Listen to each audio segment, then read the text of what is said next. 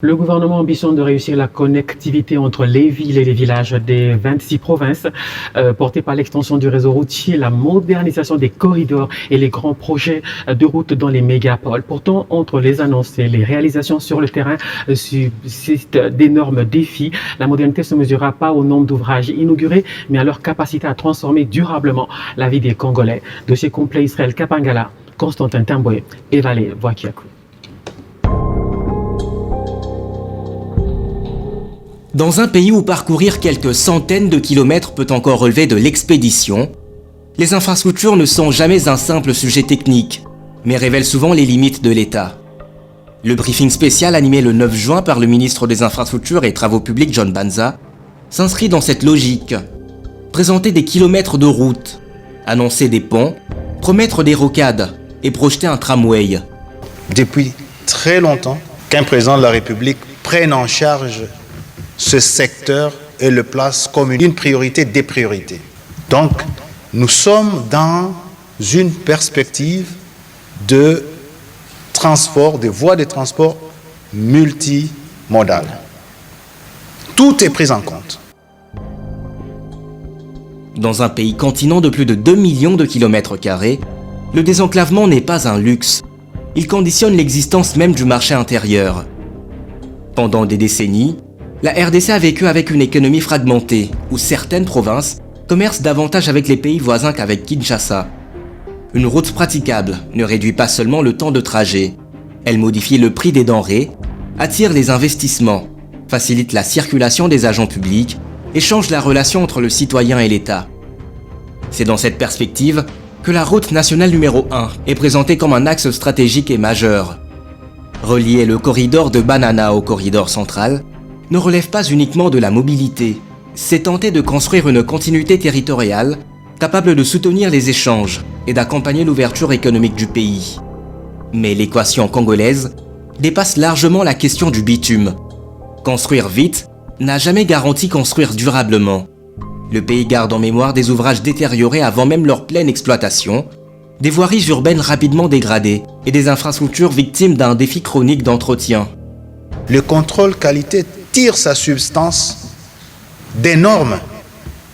C'est pour ça que nous avons commencé par le commencement. Les normes.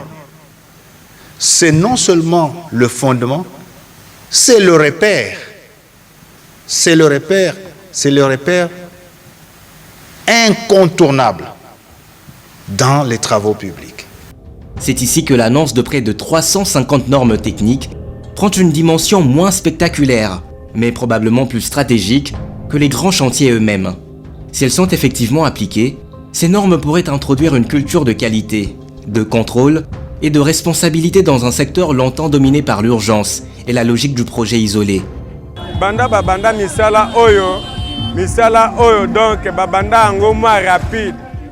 Depuis le début de ce chantier, ça allait à grande vitesse jusqu'au moment où, subitement, les travaux se sont arrêtés avec comme cause le manque de salaire.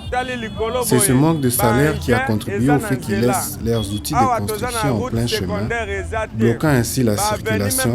Nous n'avons plus de routes secondaires sur ce tronçon et les seules voies qui existent encore ne peuvent pas faire office de routes secondaires, ce qui rend encore plus difficile la circulation. À Kinshasa, laboratoire et miroir des contradictions nationales, la bataille des infrastructures prend une autre forme, celle de la mobilité urbaine. Rocades, viaducs, projets de tramway, solutions multimodales. La capitale cherche à sortir d'un modèle devenu saturé. Mais là encore, le défi n'est pas uniquement technique. Une ville de plus de 15 millions d'habitants ne se transforme pas uniquement avec des ouvrages. Elle exige une gouvernance urbaine cohérente, une maîtrise de l'occupation des sols et une articulation entre transport, logement et des services publics. L'autre enjeu plus discret mais décisif reste celui du financement. Les ambitions routières annoncées jusqu'en 2034 supposent une capacité de mobilisation budgétaire, d'exécution administrative et de suivi rarement atteinte sur le long terme en RDC. Construire des routes, ça coûte cher. Les entretenir coûte souvent davantage. Sans mécanisme pérenne, sans fiscalité adaptée et sans discipline institutionnelle, le risque demeure celui d'un cycle connu. Inaugurée aujourd'hui, réhabiliter demain. Le briefing du ministre John Banza traduit néanmoins une évolution notable dans le récit gouvernemental. Il y a une différence entre construire une route et réhabiliter une route. La réhabilitation, elle a plusieurs phases, elle a plusieurs faces. Et donc, on ne peut pas mélanger tout ça. Et tout ça, pour le faire, pour notre pays, on doit avoir ces normes. Et donc, nous travaillons d'arrache-pied et nous sommes heureux et nous remercions nos compatriotes. Nous avons beaucoup de compatriotes ici, au pays, et même certains qui viennent de l'étranger, que nous découvrons. Nous avons des savants.